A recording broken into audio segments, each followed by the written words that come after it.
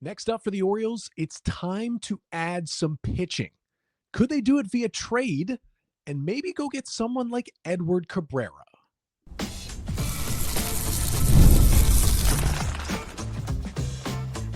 You are Locked On Orioles, your daily Baltimore Orioles podcast. Part of the Locked On Podcast Network, your team every day. Hey there, Orioles fans. Today is Thursday, December 11th, 2025, and welcome back in to the Locked On Orioles podcast, part of the Locked On Podcast Network, your team every day. As always, I'm your host, Connor Newcomb. And coming up on today's episode, we're going to talk about some Orioles rumors on the pitching side. They've already gone and gotten Pete Alonso. They've gotten their big bat to add to Taylor Ward. Now they turn their attention to the arms, and they've been connected already to many guys in free agency, but also some interesting trade candidates. We'll talk about how Edward Cabrera could fit in Baltimore, and we'll talk about what teams would take Coby Mayo in a trade. Maybe that makes Miami the perfect fit. And finally, a couple of news and notes pieces from earlier in the week talking about waiver claims and the Rule 5 draft. But that's all coming up on this episode of the Locked On Orioles podcast, which is brought to you by FanDuel. If you want to be right in the middle of the action this season, visit FanDuel.com and place your NFL live bets all season long. So let's start today with Edward Cabrera. This was reported actually back on Tuesday night, I believe. And the plan was initially to get to it on Wednesday's episode. And then, of course, what do the Orioles do on Wednesday? Well, they signed Pete Alonso to a 5-year deal, and that took up, rightfully so, the entirety of Wednesday's pod. So we pushed the Edward Cabrera talk to Thursday. But what it was purported by Ken Rosenthal and others at The Athletic on Tuesday night, unfortunately, right after I finished my live show on Tuesday, that the Marlins were fielding offers for starting pitcher Edward Cabrera. And Rosenthal reported that multiple teams were in talks with the Marlins, but the only team he reported by name was the Orioles. And it was later reported that the Orioles were at least the front runner at this point to land Edward Cabrera if the Marlins are going to trade him. It's not like a foregone conclusion at this point, but it seems like if he's moved, it's more than likely going to be to Baltimore. Now, other teams that talked to Rosenthal said the asking price is very high for Cabrera right now, so we'll see. But how would a guy like this fit in Baltimore? Well, if you don't know much about Edward Cabrera, he's a 27-year-old right-handed starting pitcher. He will be 28 in April, who will be a free agent after 2028. So he still has 3 more years of team control.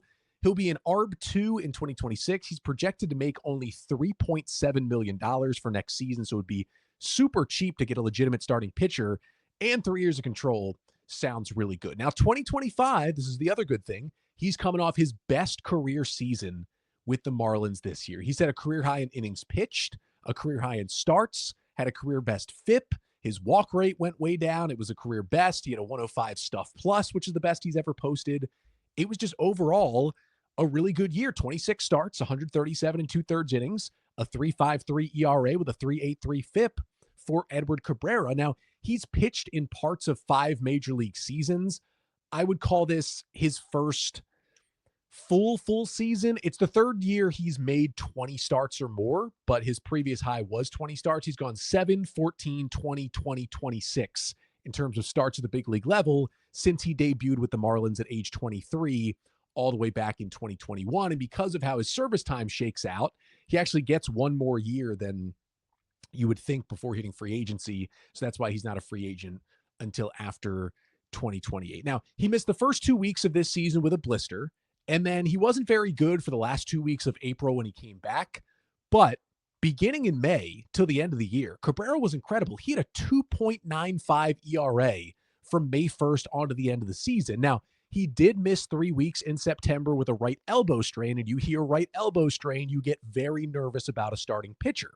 The good thing was, while the Marlins did have a great second half and kind of got themselves back at least on the periphery of the NL wildcard race, and they were playing, I wouldn't say fully meaningful, but somewhat meaningful games down the stretch, they decided that with, basically a week and change left in the regular season to bring back Edward Cabrera from the injured list. They were still technically not eliminated from the playoffs, but at that point, with 10 days remaining in the season, the odds were well under 1% that the Marlins would make it. They didn't have to bring back Cabrera after 3 weeks out with an elbow issue if they thought there was any issue of him getting re-injured. Like, it just wasn't worth it. It's not like they were going to get into the playoffs, and they felt good enough to bring him back anyway. And he had a pretty good final 2 starts of the season that they brought him back for. So that tells me that they weren't super, super worried about the elbow, or they just would have shut him down for the rest of the year. And he posted his best stuff numbers of the season in those final 2 starts. Now, the issue with Edward Cabrera, you might be saying, Connor, he's been in the big league since 2021, and you just said 137 and 2/3 innings this year was his career high. It's actually his career high by far. It's the first time he's even eclipsed 100 big league innings in a single season. Now, to be fair, in some of these years, he's pitched some in the minors while also pitching some in the majors. For example, like this year, he did make 2 starts in AAA on rehab. So in total, it was about 145 innings.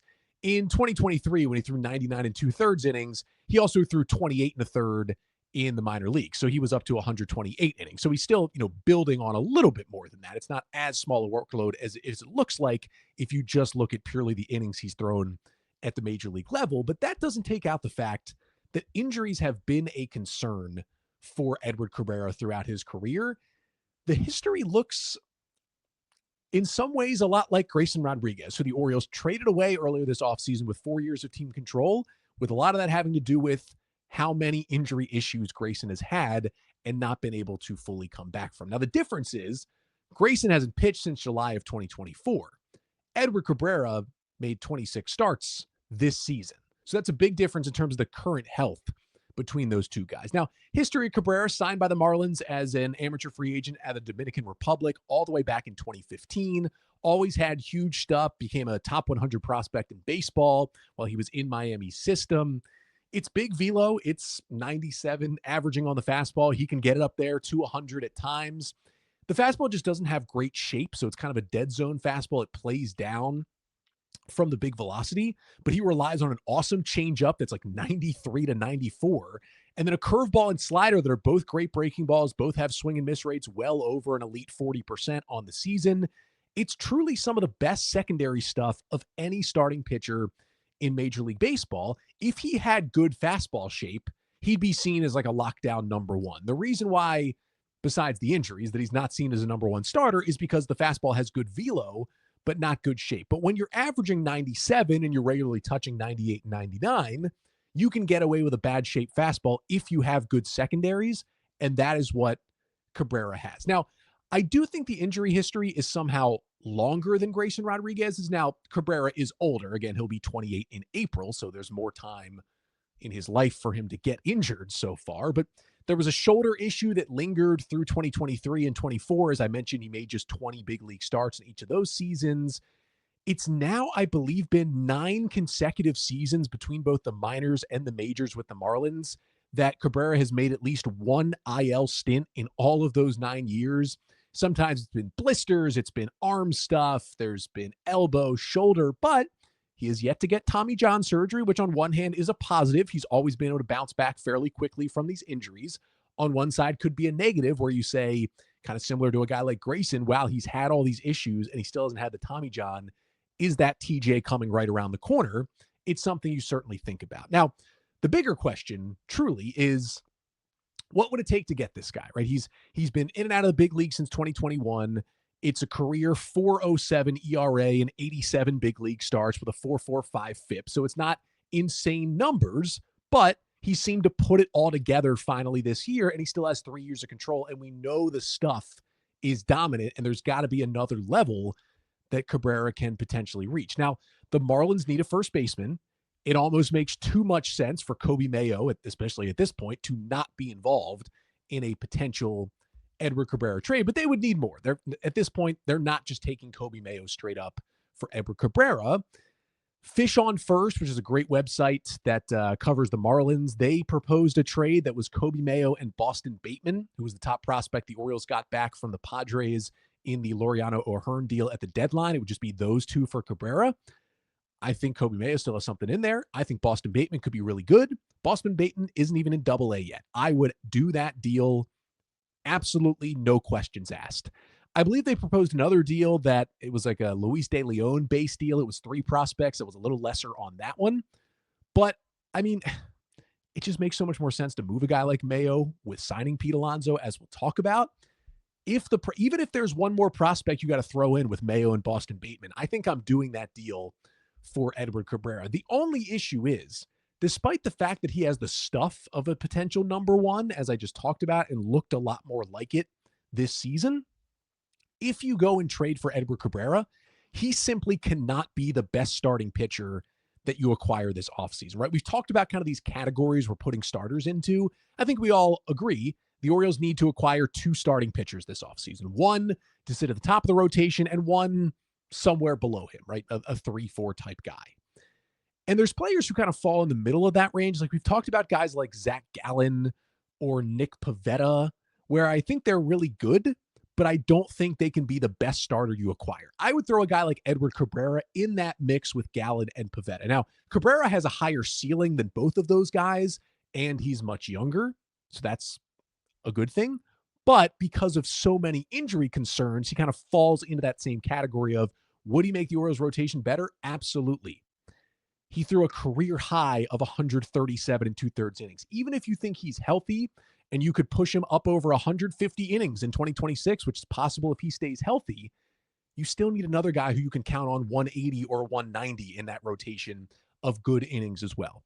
Maybe you could argue if you got 2 guys from that group, like if you got Nick Pivetta and Edward Cabrera, I might be okay with that being the pitching they're bringing in. But if you could sign one of the 4 big guys, Imai, Valdez, Michael King, Ranger Suarez, and then trade for Edward Cabrera, it's kind of the same thing I talked about when we mentioned Freddie Peralta last week. Like that would be, along with Pete Alonso and Taylor Ward and everything else, just an insanely incredible winning the offseason type winter for the Orioles if they were able to pull that off. I mean, say it was someone like Framber Valdez. He's your number 1, Bradish 2. I mean, Rogers 3, Cabrera 4, and Kramer 5 is honestly an insane rotation to go into the season with. You start to teeter me if Cabrera is your best pitcher you acquire because of the injury concerns. But if he's number 2 and you get a more stable, steadying force at the top, and then you're banking on the stuff and the upside with Cabrera, I'm totally fine with that, making it work if the O's really are the front runners here and really are trying to get Edward Cabrera this offseason. Now, as I mentioned, Coby Mayo would probably be in an Edward Cabrera trade, but there's no guarantee that that's the exact trade the Orioles would make. But it really feels like they got to trade Coby Mayo. Maybe not precisely right now, but unless he changes positions, there's really not a lot of future for Coby Mayo in Baltimore now that Pete Alonso is here. So who are some teams besides the Marlins who need some help at first base, who have some pitching to give up, and could be a trade partner with the Orioles for Mr. Mayo himself? We'll talk about that coming up next. But first, this episode of the Locked On Orioles podcast is brought to you by Game Time. The World Cup is coming back to North America for the first time since 1994. And with 48 teams for the first time ever, it's going to be massive. But let's be honest, getting tickets is usually the hardest part. That's why the Game Time app is clutch, finally giving fans a real advantage when it comes to snagging seats. With Game Time, you can track price drops in real time, get alerts when great seats open, and buy tickets the moment they hit the app. It puts the power back in your hands, and it makes going to the World Cup realistic instead of impossible. You just pull up the app, you check out the easy layout, you find a seat you like. The seat view feature is a game changer. You can literally see what the pitch looks like from your exact seat before you buy, and the prices and the fees all up front, no surprises at checkout. So take the guesswork out of buying World Cup tickets in every match, concert, or event with Game Time. Download the Game Time app, create an account, and use code LOCKEDONMLB for $20 off your first purchase. Terms apply. Again, download the app, make an account, and use code LOCKEDONMLB for $20 off. Swipe, tap, ticket, go. Game Time.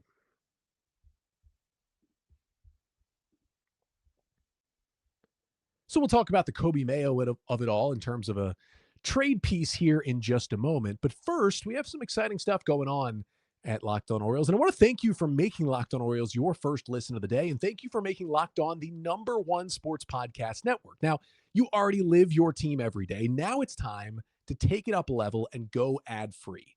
Join the Everydayer Club today and get Locked On Orioles with no interruptions, members-only Discord access, and more, all for just $5 per month, or, to save a little bit of money, $50 per year. Go to lockedonorioles.supercast.com or check the link in the show notes to learn more. So let's talk about Coby Mayo, right? He's kind of an important piece of this discussion because the Orioles just signed Pete Alonso to a 5-year deal. Coby Mayo won't be a free agent for another 5 years. They both are right-handed power hitters who play first base. It doesn't feel like there's a future in Baltimore at this point for Mayo, which probably means he's going to get traded. And is he the same kind of trade candidate with the same kind of value that he once was? No. When he was a prospect and he was a top 10 prospect in baseball, he had more value 2 years ago than he did now when he's looked pretty bad in the 2 chances that he's gotten at the major league level. So the question is, A, what can the Orioles get for him? I don't know if that's as big of an issue because even if he's more of a centerpiece, you can add things to Coby Mayo to get a trade done for a pitcher.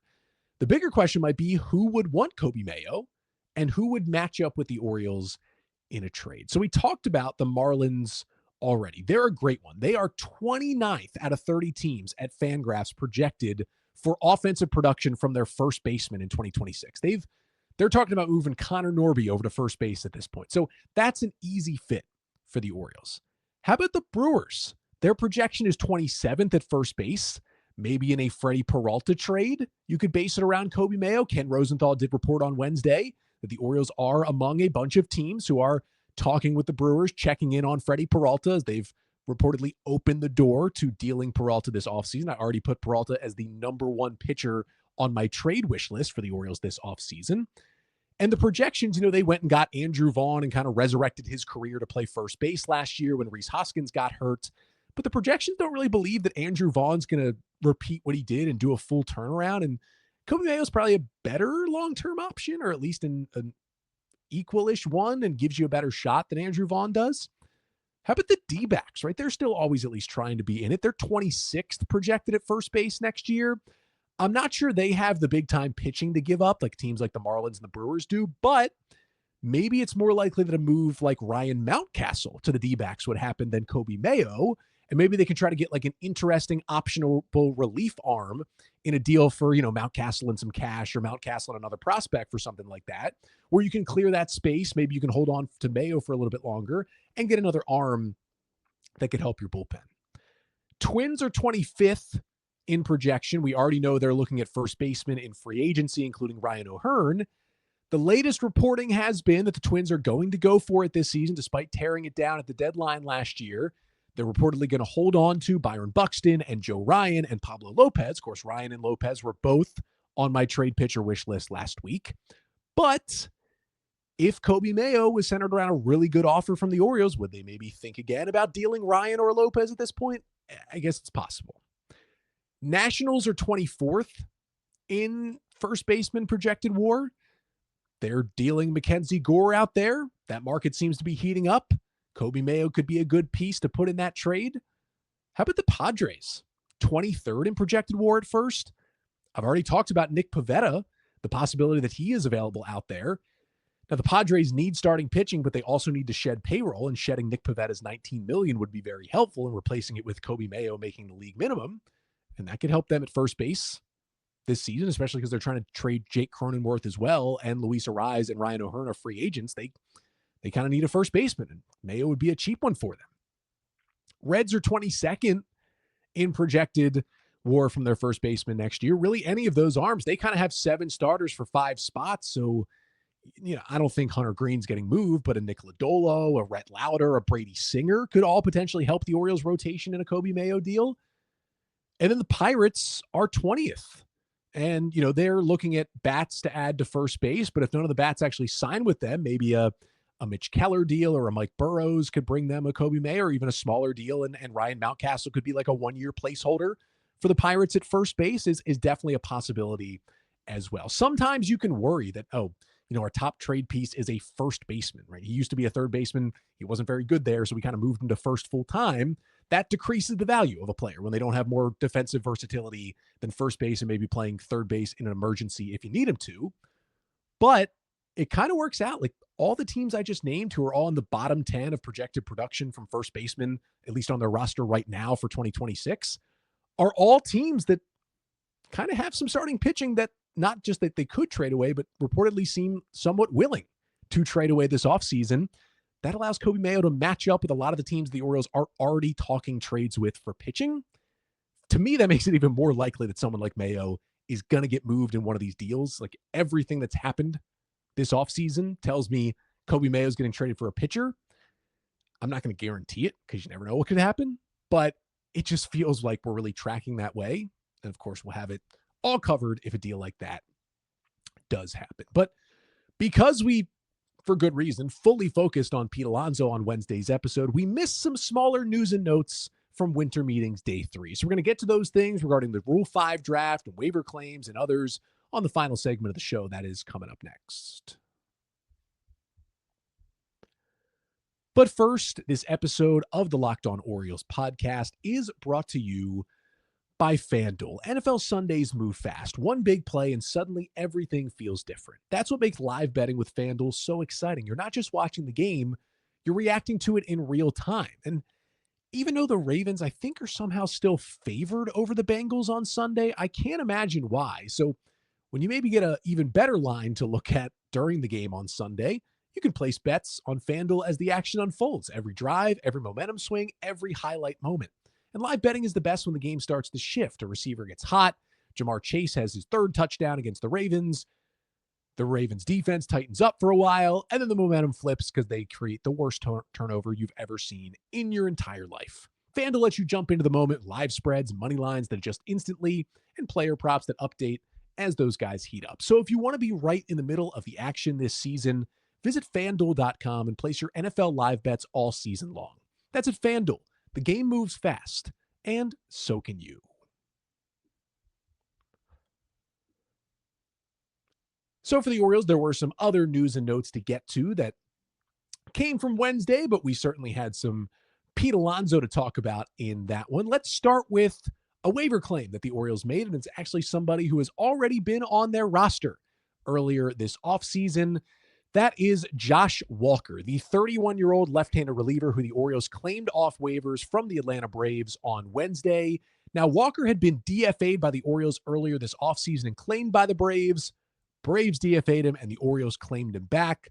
Originally, the O's had claimed Walker off waivers from the Phillies back in August. He made 6 appearances in AAA Norfolk, then went on the injured list and didn't pitch anymore for the rest of the season. He has pitched in the big leagues parts of the last 3 seasons with the Mets and the Blue Jays, although it's a 6.59 ERA in 27 and a third MLB innings.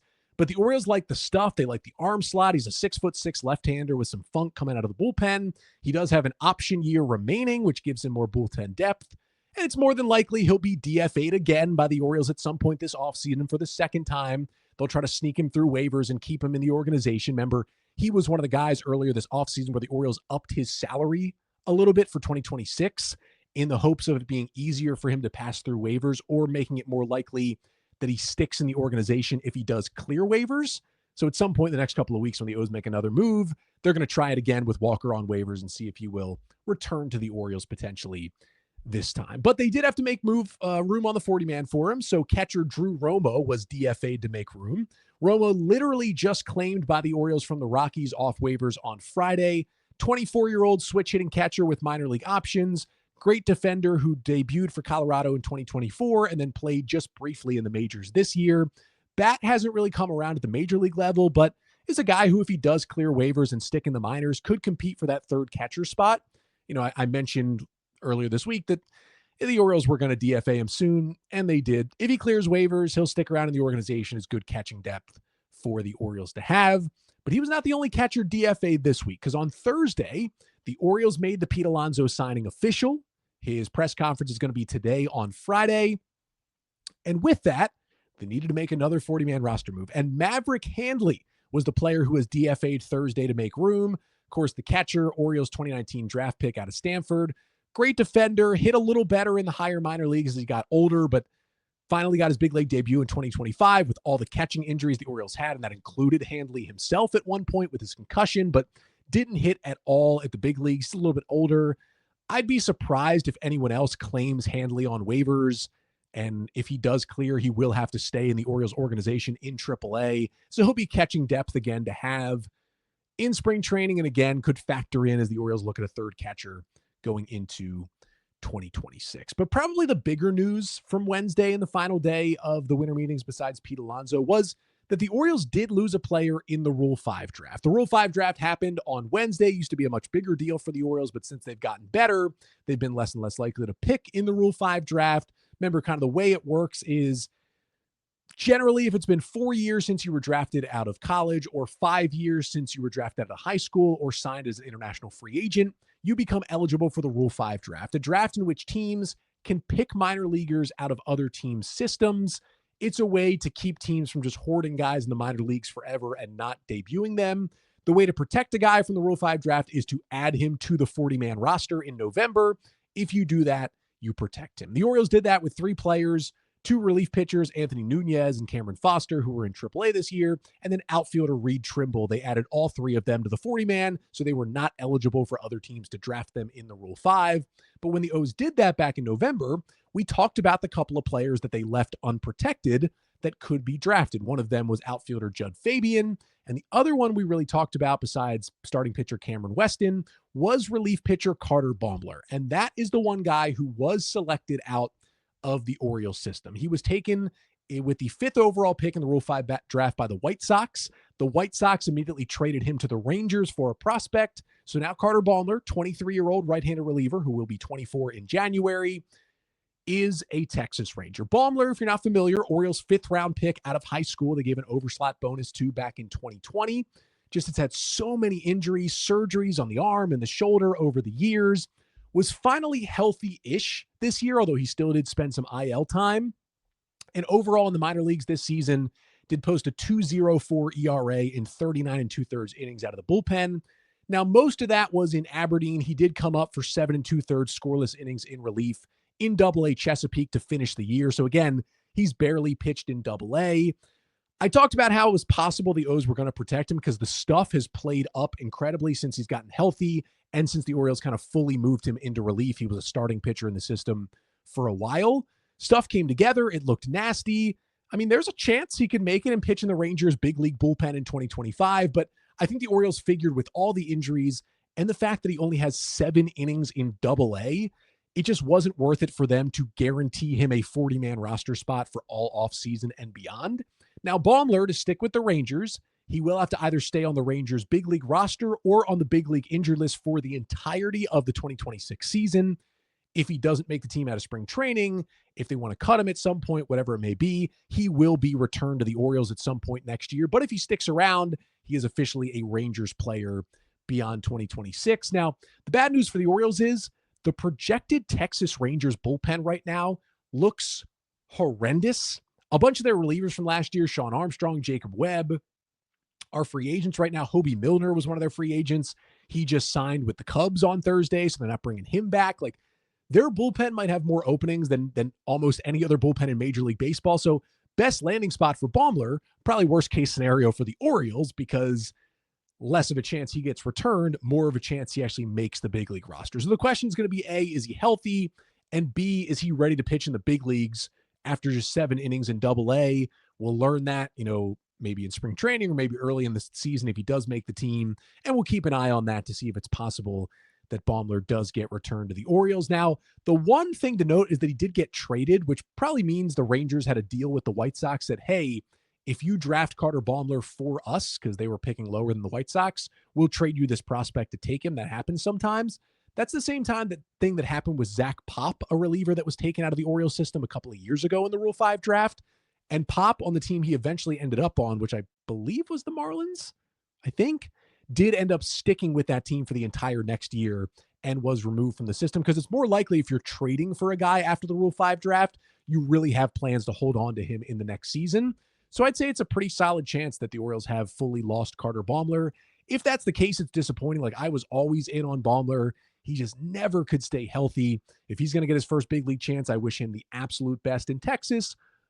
But if he struggles, I'm not going to hate it because that means he's probably getting returned to the Orioles, and maybe the O's can kind of develop him a little slower and turn him into a bullpen weapon at some point down the road. There were 13 picks made in the big league phase of the Rule 5 draft. Orioles didn't make a pick. They had a full 40-man roster. They don't really have space to put a Rule 5 guy on there, but another former Orioles prospect was picked. Ryan Watson, one time the Orioles minor league pitcher of the year, was in the Giants system. He was taken 6th by the Athletics and then traded to the Red Sox. So we might see Ryan Watson make his big league debut maybe against the Orioles at some point this year. There's also the minor league phase of the Rule 5 draft. It works a little differently. The Orioles used to take tons of players in the minor league phase to just add free players to their system. For the first time in a while, they didn't take anyone in the minor league phase, but they only had one player selected from their system. Now, the minor league phase works a little bit differently. There's no stipulations on rosters. Once you lose a player in the minor league Rule 5 draft, you basically lost him. He's on somebody else's team and organization. And the Mets apparently were really mad about the Pete Alonso thing, so they selected right-handed pitcher Justin Armbruster out of the Orioles system and got him back. You know what? I will trade Justin Armbruster for Pete Alonso any day. I think I'm okay with that swap. With the 15th pick in the Rule 5 draft minor league phase, Armbruster, 27-year-old righty, 12th round pick of the Orioles in 2021, got to AAA as a starter in 2023, went back there in 2024 as a starter, but had a 7.59 ERA. Orioles moved him to the bullpen. He looked better in the pen, but only pitched 3 games out of the bullpen in AAA this year until he had a lat injury, had lat surgery, and was done for the season. So there were big injury concerns with him as well. I don't think he was really in the Orioles' future plans at this point. So we thank you, Justin Armbruster. Again, if it's a trade him for Alonso, I'll take that every time. But that was the news we missed from Wednesday, and that'll do it for today's episode. Sorry for the later posting here, close to 9 p.m.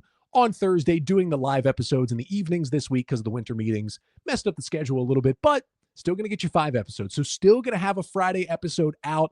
I would expect that probably around midday afternoon here on Friday. We will still have a little bit more content coming your way this week on the Locked On Orioles podcast. Make sure you subscribe and follow the show on YouTube or Apple Podcasts or Spotify so you always get the latest episodes. And did Locked On Orioles make your Spotify Wrapped this year? If you prove it on social media, you can secure a free month of that brand new Everydayer Club I was talking about. Just tag our national Locked On Podcast Network account on any social platform, and we'll drop you a code. Be one of the first to join the Everydayer Club to get your favorite show ad-free and exclusive access to the members-only Discord channel. That'll do it for today's episode. I'm back tomorrow. Until then, I'm Connor Newcomb, and this has been the Locked On Orioles podcast, part of the Locked On Podcast Network. Your team every day.